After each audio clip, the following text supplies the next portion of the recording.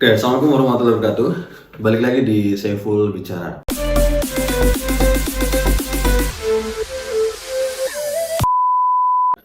Teman-teman semua, akhir-akhir ini masih ramai seputar bagaimana perjuangan teman-teman yang sedang memperjuangkan adik-adiknya supaya bisa mengakses pendidikan tinggi. Kemudian semakin masif mereka berjuang sampai pada level di mana mereka mengadukan itu semua atau mengaspirasikan itu pada anggota dewan.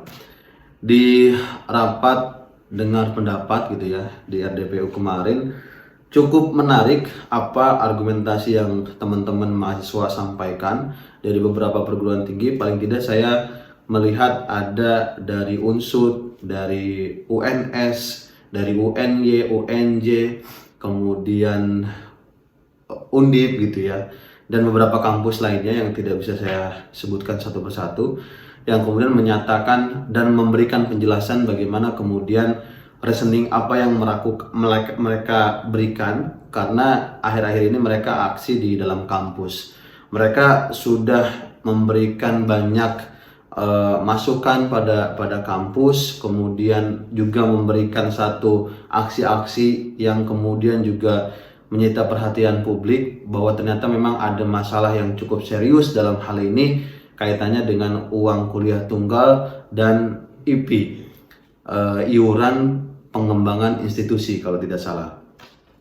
Yang menjadi menarik juga karena ada pernyataan dari pejabat Kemendikbud, yaitu PLT Sekretaris Direktorat Jenderal Pendidikan Tinggi, Riset dan Teknologi Kemendikbud, yang kemudian memberikan satu hal yang menjadi polemik dan kemudian menggambarkan bahwa memang semakin nyata pendidikan tinggi terutama itu kemudian mengarah pada komersialisasi pendidikan dan kemudian pada hal yang sangat liberal sekali gitu ya. Apalagi kalau kemudian kita sandingkan dengan cita-cita luhur di undang-undang kita bahwa setiap anak bangsa ini adalah satu hal yang menjadi tanggung jawab negara untuk kemudian kita katakan mencerdaskan kehidupan bangsa. Sementara praktek di lapangannya untuk kemudian bisa mengakses pendidikan tinggi, untuk kemudian bisa mengenyam pendidikan, pada akhirnya masyarakat harus mengeluarkan nominal angka yang cukup banyak dan kemudian itu menjadi satu hal yang kaitannya pada akhirnya gitu ya, pendidikan tinggi tidak bisa diakses oleh semuanya. Di video saya sebelumnya, saya sempat mengatakan bahwa boleh jadi memang ke depan pendidikan tinggi itu hanya diperuntukkan oleh orang-orang yang kemudian kita katakan punya privilege secara ekonomi, atau kasarannya gitu ya, dalam tanda kutip, orang miskin dilarang untuk berkuliah.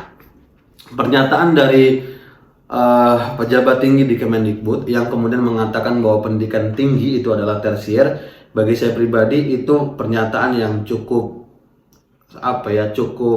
bodoh gitu ya. Kalau kita katakan cukup bodoh dalam berargumen. Kalau kemudian alasannya adalah karena pendidikan tinggi tidak menjadi fokus utama dalam pengelolaan atau kewajiban pendidikan gitu ya, yang dimana pendidikan tinggi pendidikan yang wajib itu kan sampai level SMA, sehingga kemudian mereka berargumen bahwa ya udah yang ini yang wajib, yang pendidikan tinggi itu tersier. Kalau kemudian pola pikirnya seperti itu gitu ya, lantas amanat undang-undang yang kaitannya untuk mencerdaskan kehidupan bangsa menjadi tanggung jawab siapa? Apakah kemudian negara pada akhirnya berlepas dari apa yang kemudian kita katakan itu kewajiban negara? Kalau kemudian pejabat tinggi ini tidak paham konsep pendidikan dalam proses bernegara dan berbangsa dan memajukan bangsa lewat pendidikan, bagi saya pribadi harusnya pejabat tinggi seperti ini nih tidak usah kemudian mengenyam atau mendapatkan jabatan ini gitu, karena pada akhirnya secara pribadi gitu ya, dan kemudian mengalami langsung bagaimana menjadi orang yang lahir dari keluarga tidak mampu, ingin bisa berkuliah, ingin bisa sekolah itu sangat luar biasa, itu menjadi hanya angan-angan dan mimpi yang kemudian ketika saya dan kami berusaha dengan teman-teman yang lain ketika kuliah, beruntungnya kami mendapatkan beasiswa gitu dan kemudian bisa mengakses pendidikan itu. Tapi banyak di luar sana yang kemudian kalau kita katakan apakah kemudian lulusan S1, S2, S3 bisa langsung bekerja, banyak juga memang lulusan sarjana yang kemudian nganggur. Ada sekitar kalau tidak salah lulusan sarjana itu 13% atau 14% yang kemudian masih menganggur. Tapi itu tidak menjadi alasan bahwa kemudian pendidikan tinggi menjadi faktor yang kemudian dikesampingkan dalam urusan kewajiban negara hadir untuk untuk membantu mencerdaskan kehidupan bangsa, karena memang amanatnya itu gitu kan. Lantas apa yang menjadi masalah utama bagi saya pribadi gitu ya, ketika kita mendengar bahwa pendidikan tinggi sebagai jalan yang kita kesampingkan karena dianggap tersier, bagi saya pribadi justru keliru. Kenapa? Karena pendidikan tinggi atau pendidikan pada keseluruhan itu merupakan satu kesatuan yang tidak bisa kita kesampingkan begitu saja. Apakah kemudian kita mau mengkotak-kotakan atau mau membuat parsialisasi dalam pandangan, oh ini menjadi kewajiban negara, ini tidak, dan sebagainya. Ya, harusnya negara itu berpikirnya tidak kemudian mengkotak-kotakan seperti itu. Harusnya negara itu berpikirnya general, bahwa harusnya pendidikan itu bisa menjadi public good yang kemudian bisa diakses oleh semua orang, yang kemudian bisa menjamin masyarakat itu bisa mendapatkan pendidikan yang layak, yang kemudian kalau kita katakan amanahnya mencerdaskan kehidupan bangsa, ya memang itu dituntaskan gitu lewat apa yang kemudian diimplementasikan. Tapi kan akhir-akhir ini tidak kan, yang kemudian menyedot perhatian publik dan bahkan mahasiswanya turun aksi adalah karena pendidikan tinggi pada saat ini cenderung komersil, cenderung dilepas bebas pada pasar, yang kemudian pada akhirnya hilang paradigma bagaimana pendidikan itu seharusnya dikelola oleh negara, atau paling tidak negara hadir pada ruang pendidikan. Kalau kemudian kita katakan kan ini udah ada peraturannya, Permendikbudristek yang nomor 2 tahun 2024, itu yang kemudian menjadi dasar masalahnya sebetulnya. Kenapa? Karena tidak semua diterapkan secara secara teknis di lapangan dengan acuan undang-undang atau permen itu yang jelas gitu. Misalkan dalam urusan IP gitu, ternyata dalam urusan IP itu ada prosedur yang kemudian dilanggar juga oleh kampus-kampus. Bahkan dalam peraturannya ada mekanisme penentuan UKT. Di situ jelas bahwa harus ada di setiap kampus perguruan tinggi negeri itu mencantumkan opsi paling rendah di golongan 1 dan 2, 500 sampai 2 juta kalau tidak salah. Yang kemudian di kampus-kampus, di beberapa kampus perguruan tinggi negeri ternyata itu nggak diterapkan gitu. Nah itu kan bentuk praktek yang tidak sejalan dalam konteks bagaimana mengelola dan mengimplementasikan peraturan itu sendiri. Jadi kalau kemudian kita kembali lagi pada pernyataan pejabat yang menyatakan bahwa pendidikan tinggi itu adalah tersier, bagi saya pribadi pendidikan tinggi itu juga menjadi primer. Kenapa? Pendidikan itu jadi satu keseluruhan dalam konteks bagaimana negara harus hadir mencerdaskan kehidupan bangsa. Kalau kemudian kita katakan operasional pendidikan tinggi sangat luar biasa mahal, ada beberapa kampus yang saya baca seperti UI misalkan kebutuhannya bisa 3 triliun, sementara bantuan dari negara itu kalau tidak salah 55 miliar atau berapa gitu ya. Yang kemudian memang hanya 15% kalau tidak salah, nanti bisa dicek oleh teman-teman semua. Ya pada akhirnya memang kita semakin melihat bahwa memang operasional pendidikan tinggi itu memang mahal. Tapi apakah lantas pendidikan tinggi terutama yang sudah PTNBH, yang berbadan hukum gitu ya, kemudian membebankan segala bentuk operasional atau kebutuhan operasionalnya pada kebutuhan mahasiswa, pada uang-uang yang diberikan oleh mahasiswa? Kan bagi saya tidak gitu. Kan mereka ketika mau menjadi PTNBH harusnya sudah membuat planning yang matang bagaimana keuangan yang kemudian akan menyumbang secara penuh untuk menjalankan roda operasional sebuah kampus. Harusnya kampus-kampus yang mengarah pada PTNBH sudah matang dalam proses membuat rencana bagaimana peluang kemudian sumber pendanaannya akan seperti apa, apakah finansialnya akan kuat berapa lama gitu ya. Bahkan mungkin bisnis proses yang kemudian ada di PT NBH yang dia punya badan usaha dan sebagainya, harusnya bisa diukur sejauh mana dia akan mengcoverage sebuah kebutuhan universitas gitu. Sementara ini kan menjadi polemik karena PTNBH di Indonesia itu tidak sanggup untuk kemudian membuat operasionalisasi atau pendanaannya bisa clear, sehingga yang dicari secara instan gitu ya, yang kemudian bisa mengcover secara instan adalah bagaimana mengambil uang-uang dari mahasiswa atau calon mahasiswa baru yang nominalnya luar biasa mahal, UKT dan uang pangkal atau istilahnya IP hari ini naiknya gila-gilaan. Itu yang kemudian diadvokasikan oleh teman-teman mahasiswa kan, yang kemarin mengikuti RDP di DPR RI. Kalau kemudian kita salahkan, bagi saya pribadi ini akan sangat kompleks sekali kalau kita katakan siapa yang salah nih gitu. Apakah kemudian Kemendikbudnya atau kemudian negaranya, eksekutifnya atau legislatifnya dan sebagainya. Masalah pendidikan itu dari kapan tahun memang dia sangat sangat kompleks. Banyak variabel yang kemudian menentukan permasalahan ini atau paling tidak membuat masalah ini tidak clear gitu ya. Dan saya secara pribadi sangat menyayangkan sih apa yang disampaikan oleh pejabat tinggi ini gitu ya. Oke, mungkin dia menganggap pendidikan tinggi tersier karena secara positioning dia sebagai pejabat tinggi, keluarganya mungkin mampu, sehingga untuk bisa kuliah itu dia tidak lagi memikirkan bagaimana finansialnya, bagaimana bayar UKT-nya, bagaimana bayar IP-nya. Sementara orang-orang di luar sana yang menginginkan untuk bisa mengakses pendidikan tapi terbatas oleh masalah ekonomi, mereka memikir ulang untuk kemudian bisa mengakses pendidikan.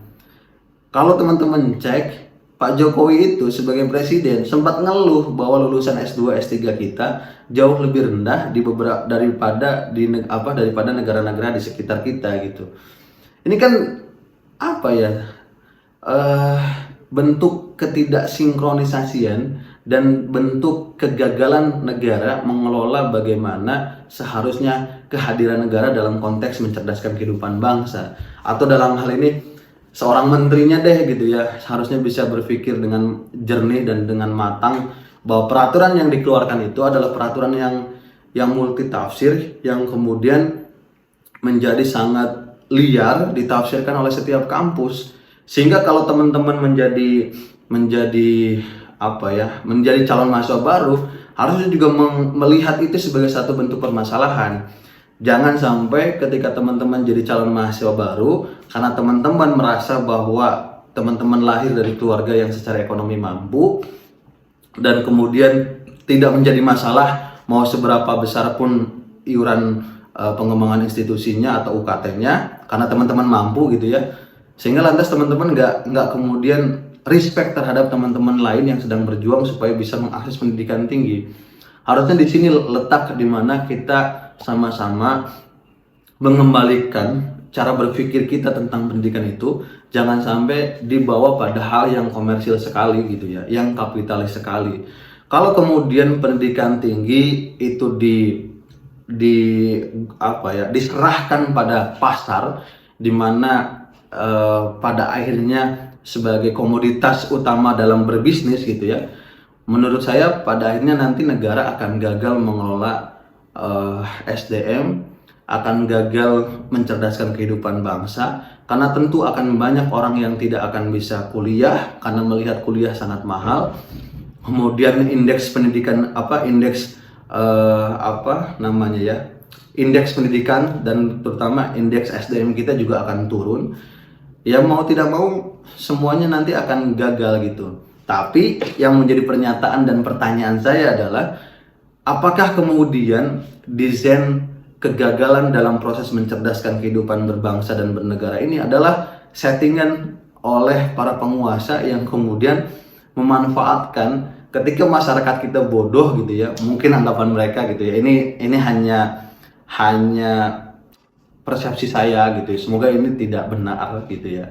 Tapi saya seringkali bertanya dan kemudian memberikan satu kritikan, apakah kemudian memang ini adalah settingan para penguasa supaya masyarakat kita tetap bodoh, sehingga ketika mereka dalam proses election, dalam proses pemilihan pemilu dan pilkada dan sebagainya, mereka bisa menggerakkan orang-orang yang bodoh-bodoh ini gitu. Bukan kemudian saya mengecilkan kualitas SDM kita, tapi paling tidak dengan pendidikan harusnya kita bisa aware bahwa pendidikan menjadi salah satu jalan untuk mencerdaskan kehidupan bangsa. Dan ini amanah undang-undang kita dan kemudian amanah para pendiri bangsa kita gitu. Mereka sadar bahwa pendidikan itu menjadi alat di mana sebuah negara bisa dikatakan maju karena kualitas SDM-nya. Kalau kita lihat mungkin peradaban Islam atau beberapa negara barat yang kemudian maju secara SDM-nya, ya karena memang investasi dalam proses pendidikannya mereka itu sangat luar biasa. Bahkan dalam peradaban Islam dan kejayaan Islam pada saat itu, untuk menghargai kaum intelektual, negara itu memberikan apresiasi terhadap karya-karyanya gitu. Sebegitunya dorongan negara pada saat itu ya, peradaban Islam yang ketika berjaya mendorong orang-orang akademis atau orang-orang intelektual yang punya sumbangsi terhadap kemajuan bangsanya dan negaranya diberikan apresiasi sangat luar biasa. Nah, kok kita hari ini setback gitu? Kok kita hari ini kemudian menganggap pendidikan tersier dan kemudian memberikan pada pasar yang kemudian kita katakan pada akhirnya pendidikan tinggi hanya sebatas komoditas bisnis, yang dimana kalau ini dikatakan untung akan lanjut, kalau enggak mungkin nanti jurusannya akan tutup. Atau mereka menghitung supaya bisa menjadi PTNBH atau kampus-kampus PTN menjadi PTNBH, itu adalah cara mereka untuk meraup uang yang jauh lebih banyak gitu ya. Padahal paradigma pendidikan kita tidak hanya berbicara tentang bagaimana orang itu membayar kursi untuk bisa kuliah, tapi jauh lebih luas bagaimana negara ini bisa dicerdaskan oleh salah satunya karena faktor pendidikan. Jadi kritik saya terhadap pernyataan pejabat tinggi di Kemendikbud ini adalah kritik bahwa seharusnya orang-orang yang kemudian tidak paham tentang paradigma pendidikan jangan berbicara seperti itu pada ruang publik, karena tentu itu memberikan dampak semakin nyata di ruang publik bahwa memang pendidikan kita adalah salah satunya mengarah pada komersialisasi, kapitalisme, dan pada akhirnya hanya orang-orang yang punya kecukupan ekonomi dan kemampuan ekonomi yang bisa mengakses pendidikan. Orang-orang macam kita yang secara ekonomi kebetulan tidak beruntung harus dipupuk atau harus meniadakan mimpi untuk bisa mengakses pendidikan tinggi. Saya secara pribadi tidak mau seperti itu, dan kita harus terus bersuara bahwa ini adalah masalah serius pada aspek pendidikan di bangsa kita. Kita harus sadar bahwa pendidikan memang bukan segalanya, tapi segalanya berawal dari pendidikan. Mau apapun itu, mau dia sebagai pejabat pun kan karena ada prosedural yang harus dia tuntaskan. Salah satunya lulusannya seperti apa. Dan pertanyaan terakhir saya, kalau kemudian dia katakan pendidikan tinggi adalah tersier, lantas apakah dia melihat, apakah beliau yang terhormat ini melihat fakta di lapangan ketika orang-orang melamar pekerjaan itu salah satu persyaratannya seringkali menyebutkan sarjana. Jadi please, para pejabat tinggi di negeri ini pikir ulang dan cari solusi bersama bahwa negara seharusnya hadir dan kemudian negara seharusnya bertanggung jawab terhadap mencerdaskan kehidupan bangsa itu. Jangan semuanya dikembalikan pada komersialisasi pendidikan yang pada akhirnya dibebankan pada calon mahasiswa baru, yang pada akhirnya dan intinya gitu ya, banyak masyarakat yang tidak akan bisa mengakses pendidikan itu. Jadi please, kita harus pikir ulang, dan mungkin ini salah satu bentuk kegagalan negara hadir mencerdaskan kehidupan bangsa. Terima kasih banyak. Assalamualaikum warahmatullahi wabarakatuh. Jangan lupa di like, comment, dan subscribe ya.